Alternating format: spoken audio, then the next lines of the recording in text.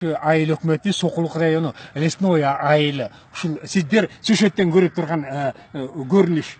Айтайын дегеним, мына маңдайда турган 2 кабат имарат момунча жер Кытай жаранына өтүп кеткен. Ал Кыргызга эч кандай эч жок. Тетиги Кытайдан келген бир жаран эмне үчүн биздин мамлекеттин имараттарына, жерине ээ болуп калыш керек экен? Кайерде жазылуу экен? Конституцияда же бирде же жазылуу. Кыргызстанга келип, анын каалаган жерине келип туруп, баскынчылык формасында жерди акчаңа көп, анан акчага ушунча жерди сатып алууга болот деген. Андай мыйзам жок биздечи. Анан жанагы жогору жактагылар эмне үчүн силер жөнөкөй кыргыз жараны жөнүндө камкордук көрбөй, акчага кул болуп, акчага сатылып, Кытайларга момунча гектарлап жерлерди бересиңер. 2 гектар, 2 кабат жерди биз убагында коңгурок акканбыз. Ушул айылда Союз малынан бери, Эсил Кайран СССР малынан бери мектеп жок. Ошо Кытайга бергенден көрөк балдарыңар окусун деп мектеп салып койсоңор болмок беле? Болмок. Эмне үчүн Кытайга сатасыңар? Демек силер аң сезимдер, силердин могу душаңар, жүрөгүңөр баары акча менен гана чырмалып калган. Акчага сатылбагыла, токтоткула мунучу. Мына Кытай сатып алган жер могу Дарбазанын чегиле болчу. 2 кабат имарат. Эми ал Дарбазадан нары дагы чыгып бир канча гектар жерди ошо акчага сатып алды. Айыл өкмөтүнөнчү. Сокулук райондук администрациясы жана жерге жарына орноштуруу кызматында иштегендер эмне көзүңөрдү ачпайсыңар? Силерге эмне акча керекпи? Кыргызстандын эли керекпи? Жараны керекпи?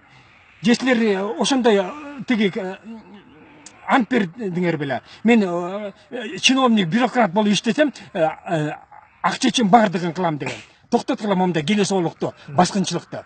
Кытай берге эч кандай тиешеси жок.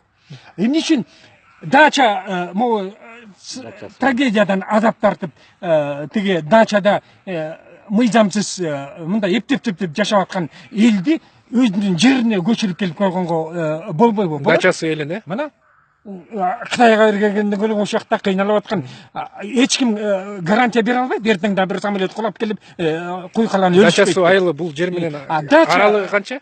Дача суу айылдагылар келсин, биз тотуп алабыз. Канча аралык берди? Канча километр?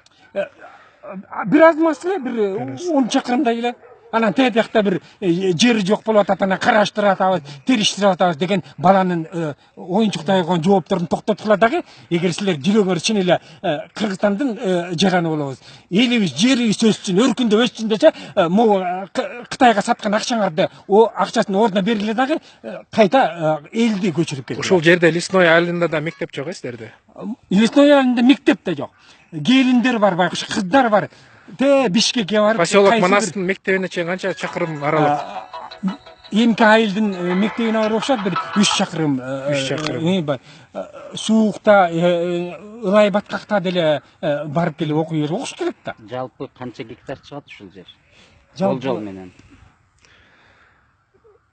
Жалпы бир топ эле, бир 100 тетиги жаңы сатып алган жери менен бир 100 гектарга 10 гектар экен да. Токтоткула.